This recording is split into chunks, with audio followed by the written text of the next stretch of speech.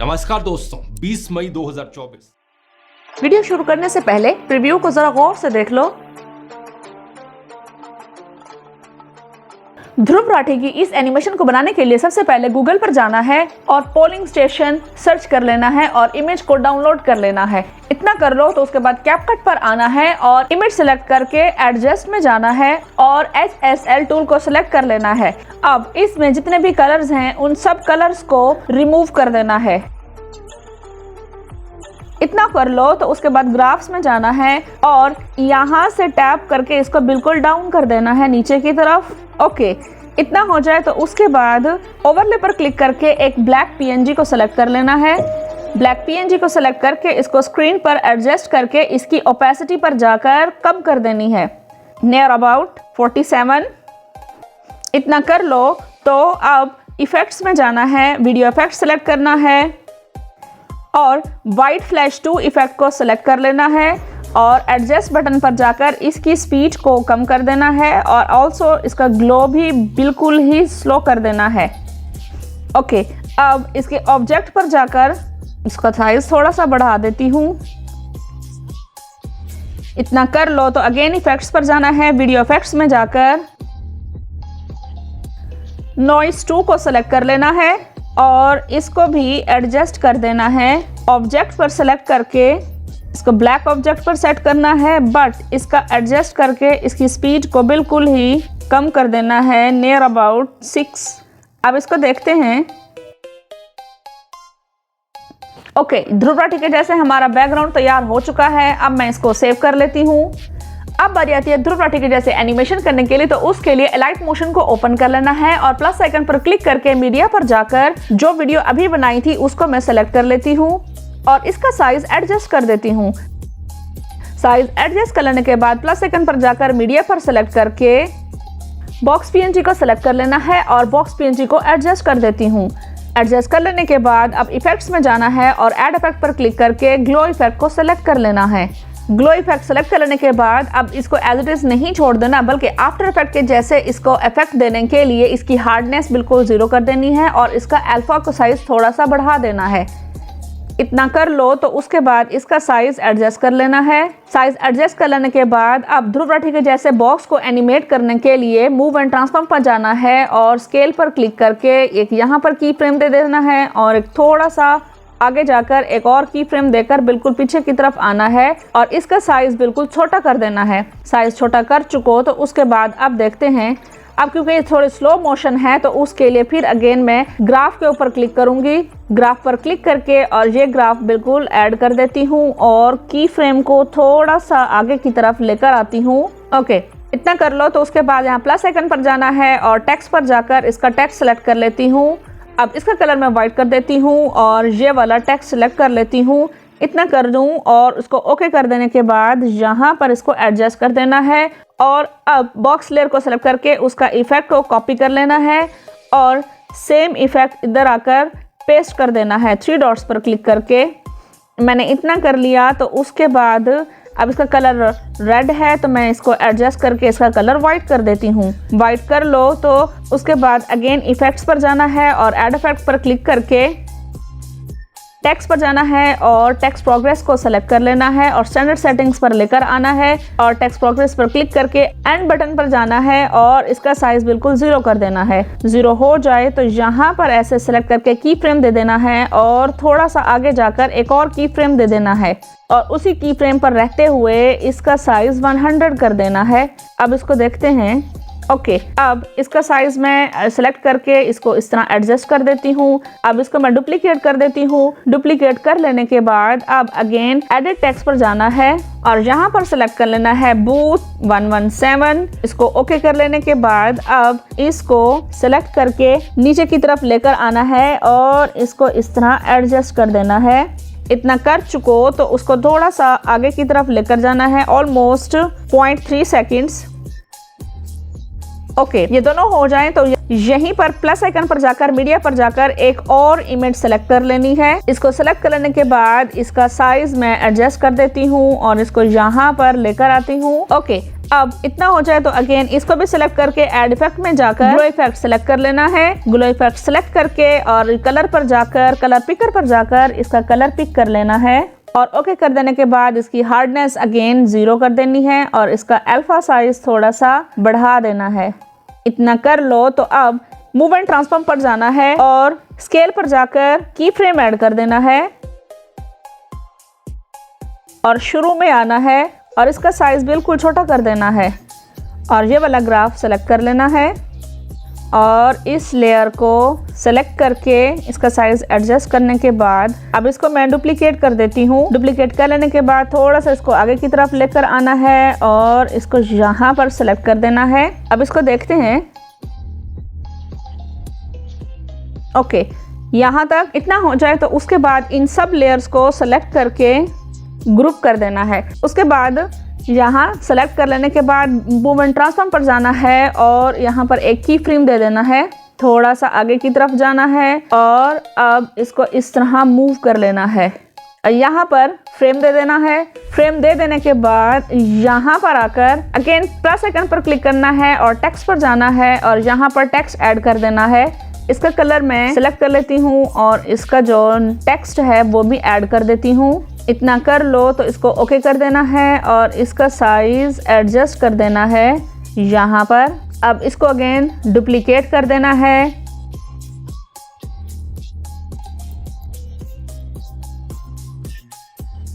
और इसका कलर जो है चेंज कर देती हूँ। अब इनमें ग्लो और एनिमेशन लाने के लिए अगेन ग्रुप को सेलेक्ट करना है, एडिट ग्रुप में जाना है और बॉक्स वाली लेयर को सेलेक्ट करके इसका ग्लो को कॉपी करके और इस लेयर को सेलेक्ट करके इसके ग्लो को पेस्ट कर देना है। इतना हो जाए तो अगेन ऐड इफेक्ट में जाना है।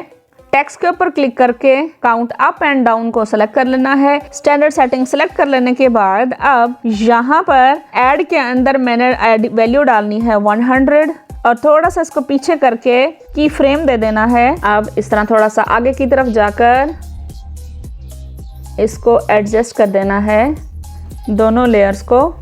अब इस टेक्स्ट वाली लेयर पर भी इफेक्ट डालना है तो यहीं पर 3 डॉट्स पर क्लिक करके इसको भी पेस्ट कर देती हूँ, बट इसका कलर मैं वाइट कर देती हूँ।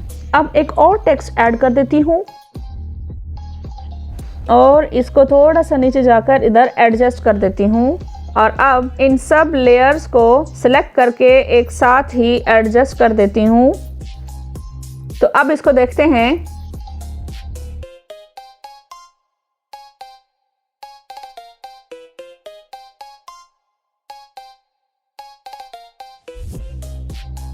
उम्मीद है आपको यहाँ तक समझ आ चुकी होगी। अब बढ़ते हैं नेक्स्ट एनिमेशन की तरफ। Form 9, form 10, form 11, form 11A और फॉर्म 11B पब्लिश करता है।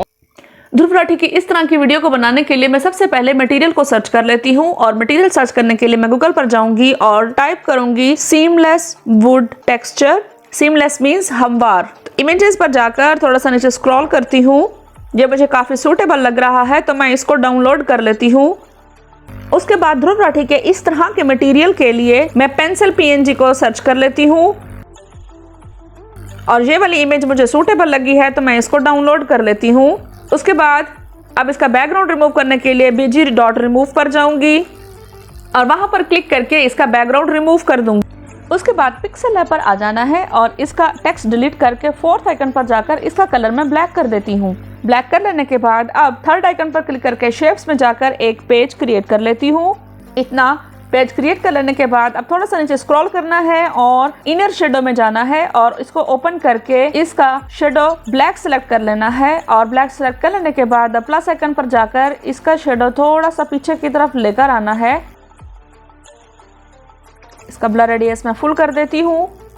अब ध्रुव राठी के जैसे ये इनर शेडो क्रिएट हो चुका है। उसके बाद सबसे पहले 4th आइकन पर जाकर इसको ट्रांसपेरेंट कर देती हूँ। अब 3rd आइकन पर जाकर इसका शेडो इनेबल कर देती हूँ। इसका एक्स एक्सिस थोड़ा सा आगे और इसका वाई एक्सिस भी थोड़ा सा आगे कर देती हूँ। तो अब आप नोटिस करो कि ये बहुत ज़्यादा डार्क हो चुका हुआ है तो इसको मैं यहाँ से लेकर थोड़ा सा पीछे की तरफ लेकर जाती हूँ और इसका ब्लर रेडियस फुल कर देती हूँ। अभी भी इसको थोड़ा सा पीछे की तरफ ले जाती हूँ ताकि लाइट सा आफ्टर इफेक्ट्स वाला टच आए इसके अंदर। ओके, अब इसको मैं सेव कर लेती हूँ।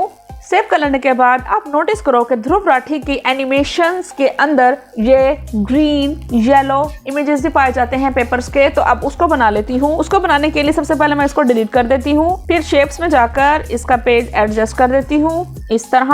अब इसका कलर सेलेक्ट कर लेती हूँ। ओके, इतना कर लेने के बाद अब इसको मैं सेव कर लेती हूँ। उसके बाद अगेन शेप्स में जाना है और इसका कलर जो है वो मैं प्लस आइकन पर जाकर इसका कलर लाइट ऑरेंज का कर देती हूँ ये, और इसको भी मैं सेव कर लेती हूँ। इसी तरह आप डिफरेंट कलर्स के पेजेस को क्रिएट कर सकते हैं।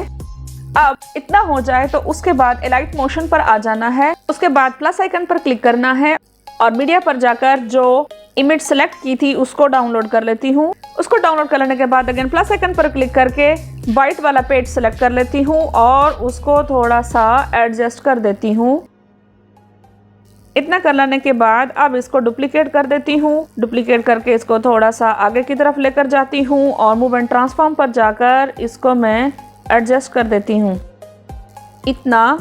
अगेन मैं इसको फिर डुप्लीकेट कर देती हूँ, इसको यहाँ पर एडजस्ट कर देती हूँ। इतना करके उसके बाद इन तीनों को सेलेक्ट करके फुल साइज कर देती हूँ। फुल साइज कर लेने के बाद अब डुप्लीकेट अगेन कर देती हूँ और इसको अब मज़ीद यहाँ तक पीछे की तरफ लेकर आती हूँ। अगेन डुप्लीकेट करके थोड़ा सा आगे की तरफ लेकर जाऊँगी। इतना हो जाए उसके बाद इनको एनिमेट करने से पहले मैं थोड़ा सा ध्रुव राठी की तरह इसका लुक लेकर आ जाऊं। एक सिंपल सा वाइट पेज सेलेक्ट कर लेती हूँ और मूव एंड ट्रांसफॉर्म पर जाकर इसको इतना टेढ़ा करके इस तरह एडजस्ट कर देती हूँ। डुप्लीकेट कर लेने के बाद फिर इसको इस तरह मज़ीद टेढ़ा कर देती हूँ ऐसे। फिर उसके बाद प्लस आइकन पर जाकर जो डिफरेंट कलर्स मैंने बनाए थे वो सारे इसके ऊपर डाल देती हूँ। इसी तरह मूव एंड ट्रांसफॉर्म पर जाकर अब येलो कलर सेलेक्ट कर लेती हूँ। मूव एंड ट्रांसफॉर्म पर जाकर इसकी डायरेक्शन भी चेंज करके ऐसे फील कराना है कि बहुत सारे पेजेस मौजूद हैं, इस तरह के स्टॉक लगे हुए। उसके बाद फिर प्लस आइकन पर जाकर जो बैकग्राउंड रिमूव किया था पेंसिल का उसको सेलेक्ट करके एडजस्ट कर देती हूँ। ओके, अब ये काफ़ी सारी चीज़ें एडजस्ट हो चुकी हैं तो अब इन सब को सेलेक्ट करके इनका फुल साइज़ कर देती हूँ। अब इनको एनिमेट करने की बारी आ गई है। तो सबसे पहले मैं फर्स्ट लेयर को सेलेक्ट करूंगी और इफेक्ट्स में जाकर ऐड इफेक्ट सेलेक्ट करूंगी। पेज कर्ल सेलेक्ट कर लेने के बाद इसको इतना टेढ़ा और इसका रेडियस थोड़ा सा अंदर और इसका एंगल इस तरह और ऐसे कर देना है। अब इसी लेयर को सेलेक्ट कर देती हूँ और थोड़ा सा इतना आगे की तरफ जाकर इतना और इसको दोबारा से ओरिजिनल शेप में लेकर आना है। उसके बाद सेकंड वाले की बारी आती है तो इसमें जो इफ़ेक्ट ऐड करना है पेज कर्ल का, इसका एंगल पहले एडजस्ट कर लेती हूँ क्योंकि जो सेकंड इमेज आ रहा था इसका वो हो ऊपर से नीचे की तरफ आ रहा था, इसलिए अब इसको हाइड कर देती हूँ और फिर यहाँ पर कर्ल दे देती हूँ थोड़ा सा आगे की तरफ और इसको ऐसे खोल देती हूँ। जितने भी की फ्रेम्स ऐड करने हैं उनके अंदर ऐसे वाले कर्व्स देते जाने हैं। पेज कर्ल अगेन सेलेक्ट करूँगी और इसकी सेटिंग जो है वो पिछले वाले पेज कर्ल के सेटिंग के अकॉर्डिंग है तो फिर मैं उसी को ही कॉपी कर लेती हूँ और यहाँ पर आकर पेस्ट कर देती हूँ। अब इस वाले पेज की बारी आती है तो मैं इसको सेलेक्ट कर लूँगी और मूव एंड ट्रांसफॉर्म पर जाकर इसको शुरू में की फ्रेम दे दूँगी और आखिर में भी की फ्रेम दे दूँगी। अब इसको शुरू में लेकर आना है और बिल्कुल ही इसको पीछे की तरफ लेकर जाना है और यहाँ पर एक की फ्रेम दे देना है। ओके, अब इतना हो जाए तो इसको यहाँ पर सेट कर देना है और इसके साथ भी सेम ही की फ्रेम्स ऐड कर देने हैं और थोड़ा सा इतना आगे और इन दोनों के दरमियान की फ्रेम। अब शुरू में आना है और इसको बिल्कुल नीचे की तरफ लेकर जाना है। अब इस एनिमेशन को देखते हैं। अब बारी आती है इनके ऊपर टेक्स्ट लिखने की।